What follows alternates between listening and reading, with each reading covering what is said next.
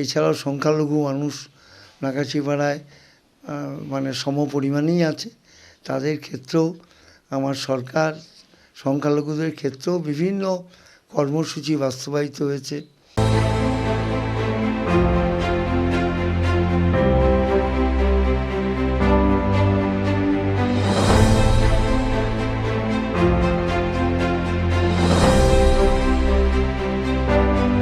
লোকসভা নির্বাচনের নির্ঘণ্ট বেজে উঠেছে। ইতিমধ্যেই যেমন লড়াই শুরু হয়ে গিয়েছে রাজনৈতিক মহলে, ঠিক তেমনই দিল্লি কার দখলে এই নিয়ে উঠছে প্রশ্ন সাধারণ জনতার মনে।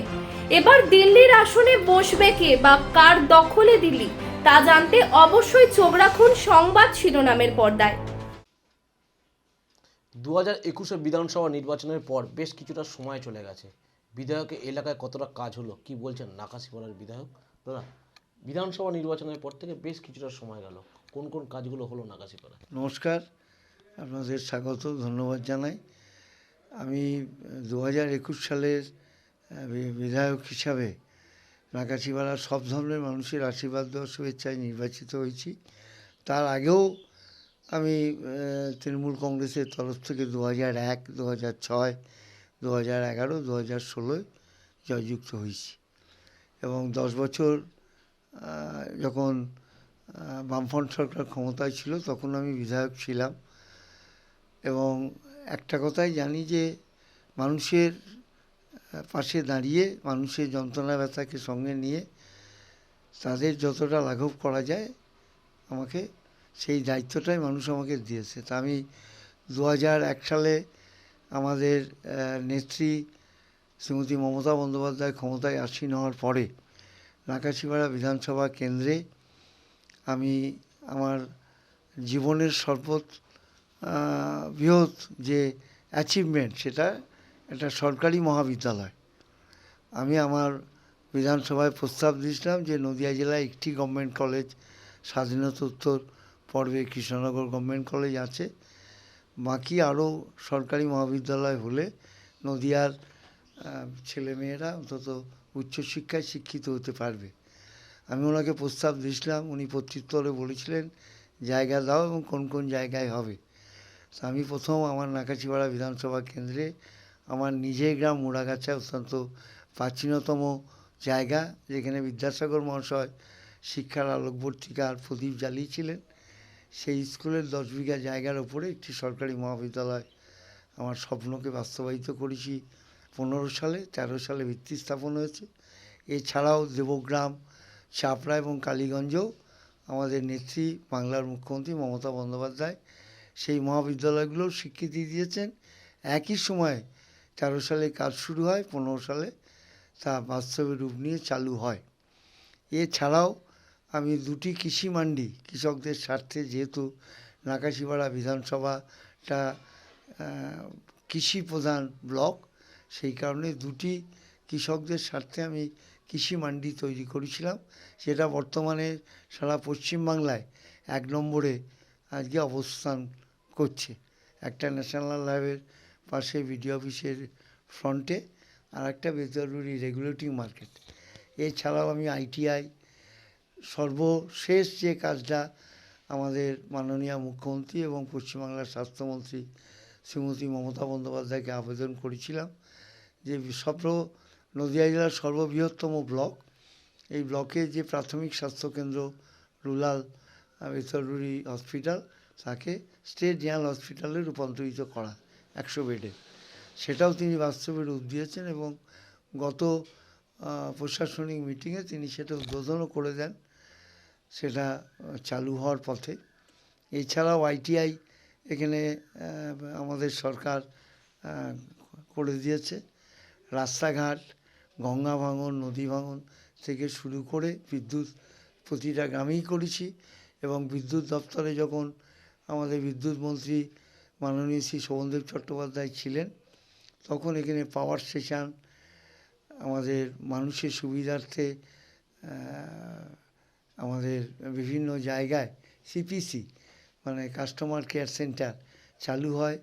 এছাড়াও পাওয়ার স্টেশন হয়েছে এবং বিভিন্ন রাস্তাঘাট, PWD রোডস বলুন, ত্রিস্তর পঞ্চায়েত বলুন, সার্বিকভাবে একটা নাকাছিপাড়া আদর্শ ব্লক হিসাবে আমরা করতে পেরেছি।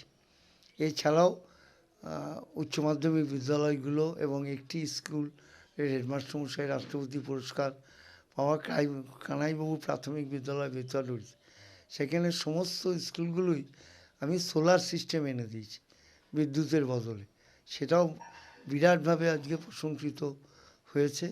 এছাড়াও সংখ্যালঘু মানুষ নাকাছিপাড়ায় মানে সম পরিমাণেই আছে, তাদের ক্ষেত্রেও আমার সরকার সংখ্যালঘুদের ক্ষেত্রেও বিভিন্ন কর্মসূচি বাস্তবায়িত হয়েছে।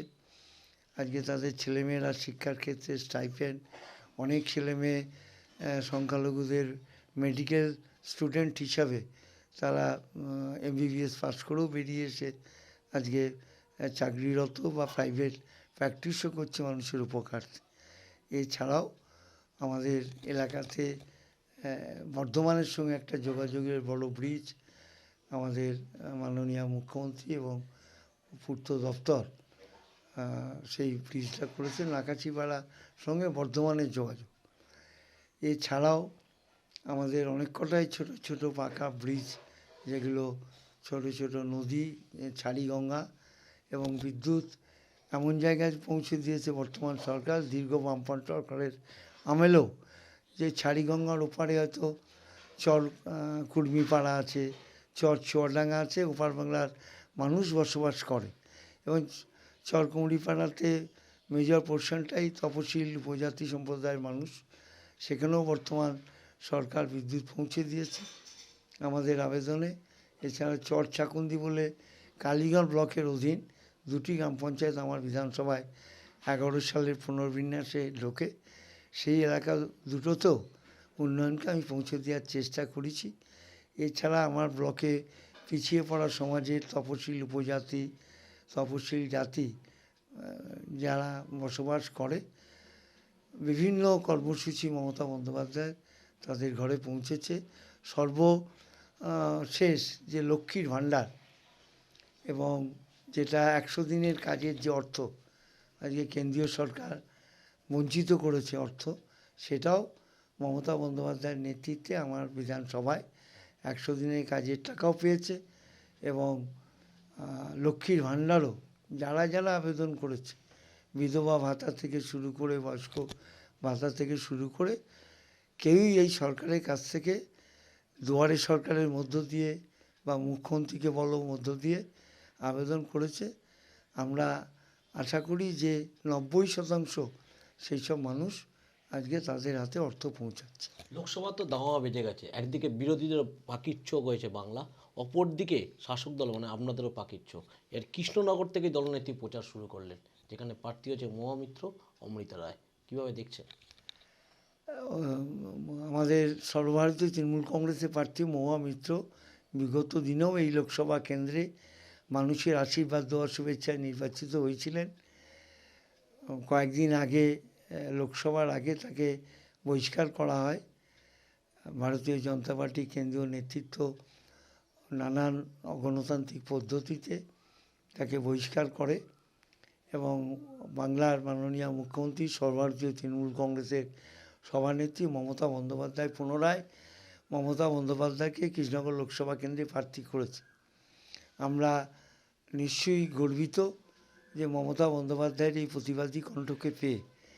আমার দৃঢ় বিশ্বাস 100% মানুষের যে বিগত দিনের মতন সব ধর্মের মানুষ, এখানে হিন্দু, মুসলিম, খ্রিস্টান, তপশিল জাতি উপজাতি সমস্ত সম্মানীয়া মা ভাই বোনরা মমতা বন্দ্যোপাধ্যায়ের উন্নয়নকে পাথেয় করে তারা আগামী দিনে মমতা বন্দ্যোপাধ্যায়কে নিশ্চিত জয় বরণমালা পরাবে।